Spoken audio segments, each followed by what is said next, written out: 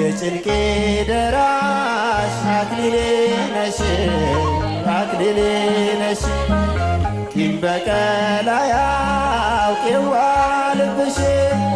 ልቤ ለፍቅርሽ ሰፊ ስፍራ አለው ሰፊ ስፍራ አለው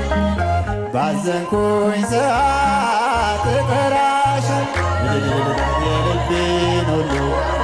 ለማን ላማክር እመቤቴ ሆይ አንቺ በቀር የደካማ ሰው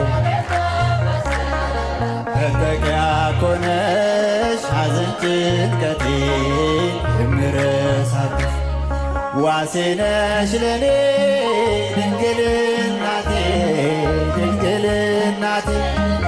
ስምሽ ጠበቀኝ ከልጅነቴ ሁልጊዜ ለኔ በጎ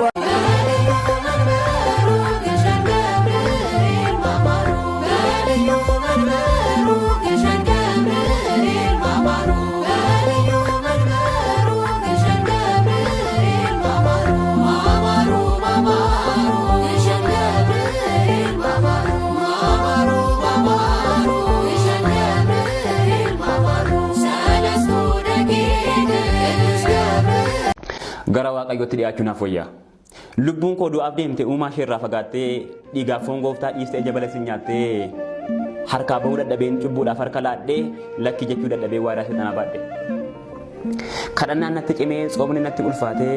gargalee duuba ilaaleen soomni addunyaa kanaa dhugaa natti fakkaate beekumsi biyya lafaa aanguun addunyaa kanaa morma kiyya qabatee lubbuu kiyya miidheera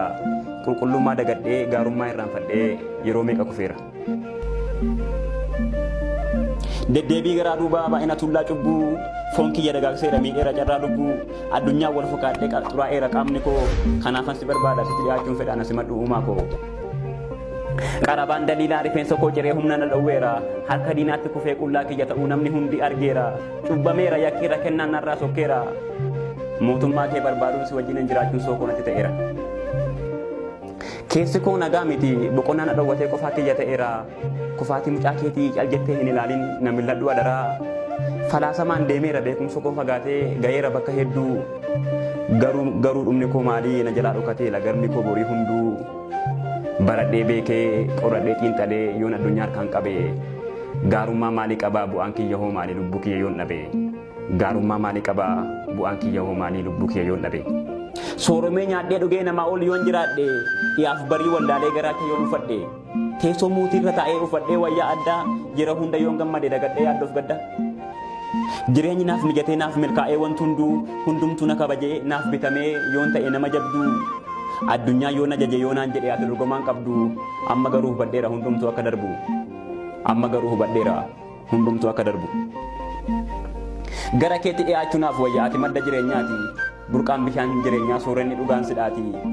furaan dhibbanaaf yaaddoo sidhaaf baan nageenyaa sitti dhiyaachuunaaf wayyaa si barbaadu naaf wayyaa naaf kaffaltee dabeenyaa